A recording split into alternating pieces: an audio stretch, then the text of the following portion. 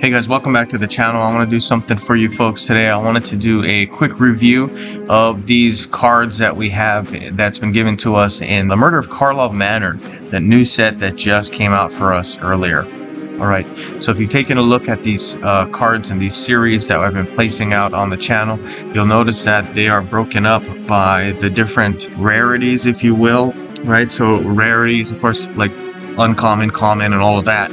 This video will, of course, go over the uncommon cards that I think are the top 10 in this new set. Alright, so let's get into it. Here's the first one, Crime Novelist. This is a goblin creature. 1 and 3, as you can see on your screen. When an artifact card is destroyed or loses a reinforcement during each player's turn, this creature gets +1/+1, then you gain 1 mana.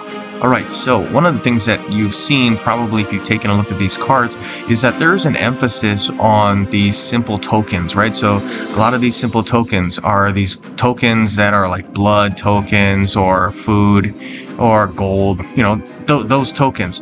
What I'm thinking is you make a ton of those and then you hit those every turn, destroy them every turn. Maybe the Sword of the Animus, that one is going to help you with that. Maybe a lot of Convert. If you go with Convert gems, they'll probably smash these for you. You can do that and you'll build this creature up really quickly, I'm hoping, right? Depending on how many of those tokens you have, right? Because those, of course, will count as artifacts. Anyway, good card here. There's some uses, I think. Here's the next one, Balrak Clan Basher. Okay, so for this one, I do like the double strike here. Double strike has always been a favorite of mine. I like that type of an evergreen. For this one, what you'll see is it has a Disguise 8. All right, so Disguise 8, that's a new mechanic here. Disguise 8 basically says, hey, you can play this cloak creature for 5. If you do that, you can at some point drain 8 from your hand. If you drain 8 from your hand, you flip it over and then it'll be this card here. All right, so you'll eventually play the 13 to get this guy out, but you know what, I mean, he's still very good. He's got that double strike in red. Yeah, that's exactly what you want. Okay, here's another one. This is a case. Case seems to be one of those new ones, kind of like almost a mechanic, if you will, for this new set. Case of the Pilfered Proof. This is what it says. You can read it here. When a detective creature enters the battlefield under your control, your first creature gets +1/+1. I think that right there is basically pretty useful, right? You'll be able to make decks that you just load up on detective creatures, and then hopefully that's going to help you to make use of this card here. It says here, to solve. All right, this is important. This is something you see for all of the case cards, okay?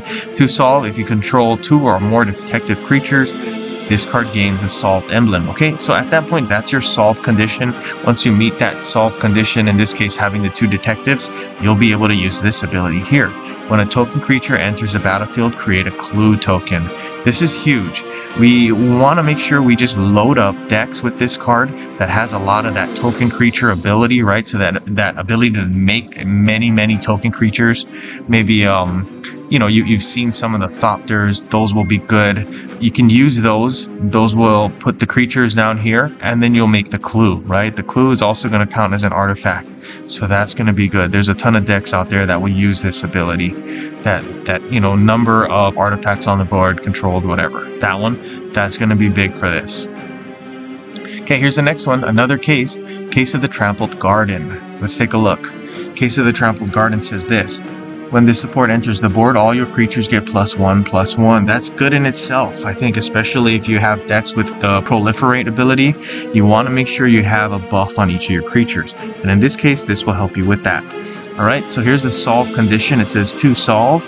If your creature's total power is 5 or greater, this card's gaining the solved emblem, it says. Alright, what does the solved emblem do? It says at the beginning of your turn, reinforce the first creature you control. That's amazing, right? I'm not even going to read the rest of it. It gives you a couple of extra abilities, but really what you want is that reinforcement. So you're going to try to play a creature that's big and nasty, and every single turn that you have that this card is in effect, you'll get that reinforcement. And that's big. That's huge for a lot of decks. Okay, so here's the next one. Flourishing Bloomin. This is a creature, it's a plant elemental, it's got that Disguise 10. Disguise is kind of what we talked about earlier. You can, of course, start with this, pay the 5, drain the 10 for the Disguise, and then you'll get this revealed ability. When you use the revealed ability, it will convert 10 gems to green. That's usually good, right? I think we have a lot of decks out there that love and absolutely love gem conversion, and this is going to be a card that fits nicely into that. Especially when you consider it says here when you make a green match, this creature gets +1/+1. So I could see this as a creature that has some very early game value, but then also some late game value, right? So excellent card. Here's the next one, Case File Auditor. When this creature enters the battlefield, fetch the first case card from your library. At the beginning of your turn, case cards in your hand gain 2 mana. You know, I really do like the case cards that we've been seeing. We've shown already 2 in this. I've seen a couple as I was going through and preparing these videos, several other cases that I like. All right, so if we're saying that we like cases, then we got to have this one on the board, right? This one's got to be one of the ones that we like just because it helps you pull cases. Right, so I think that's going to be something that we see in the few months coming. We're going to see a lot of players using the case, obviously, just because it's a pretty nice mechanic. Here's another case, Case of the Shattered Paack. You can see a theme, right? I do like the cases. Here's what the Shattered Paack case says: when this support enters the board, convert 3 gems to your Planeswalker's colors. That's kind of nice. To solve, here's your solve condition. If you control cards with all colors, of course you get that nice solved emblem. Solved, it says here, at the beginning of combat on your turn, target creature gains flying, double strike, and haste. I like that. I like that a lot.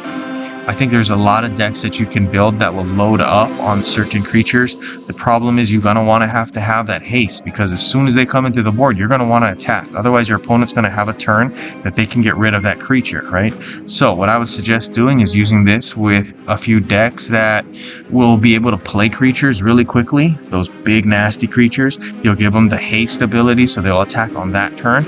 And you'll give them the double strike, so they'll do double the damage. That's going to be important. I think this is going to be a card that you can revolve entire decks around. So really, really good there. Here's another one, Repulsive Mutation.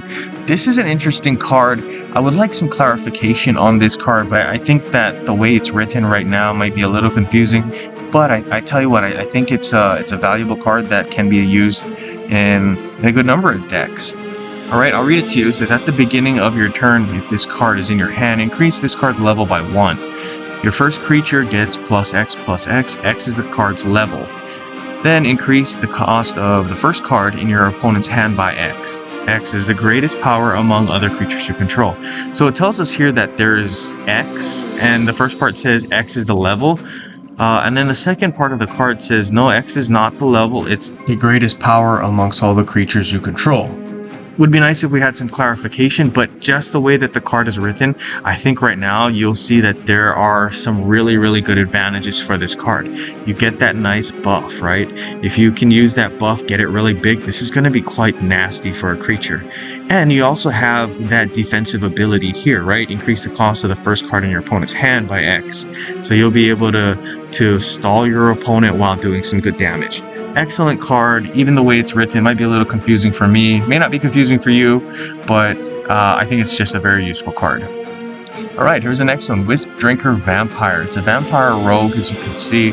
When a creature with base power 2 or less enters the battlefield or is reinforced under your control, your opponent loses 2 life and you gain 2 life. You can read the rest, but I really think that's the first part that's important. I think I like that part because you'll find every now and then these cards that say when a creature comes into play under your control, you can gain life. I think that's a very, very good ability to have. As you probably have seen with some of these other decks that I'll put out, you can use that ability with tokens. Creatures will come into the battlefield and you'll gain life after life after life. I would suggest using a card like this with Sorin 1's third ability. That can definitely make your creatures really big, really fast. I also think this one would probably be good with some of the Ajani ones that are out there. Those will sometimes emphasize a specific buff that you can get if you have life gain. And this will give you a ton of life, and it's going to help you to get that buff. Okay, so let's talk about this one here. This is the last one for this video. Gleaming Gear Drake. This is a 1/1 creature, as you can see. This is when this creature enters the battlefield, investigate. When an artifact support you control is destroyed, you will gain a small buff of 1/1. I do like this one. I think this one can be a card that's useful with those simple tokens. So with the gold, the clue, hopefully you can build a deck that's got a lot of those. We'll put a lot of those into play. And then you just got to destroy them. And as soon as you start destroying them, yeah, you'll get a nice buff here. Pretty similar to some of these other cards that I've shown, but I do like this one. This one I think is going to be really good. Some cards here, as you can see, kind of like this one, you can build entire decks around. Yeah, so anyway, that's it for me. I hope you guys enjoyed the video. Like and subscribe, share with all your friends. It helps the channel. And that's it for me. Good gaming.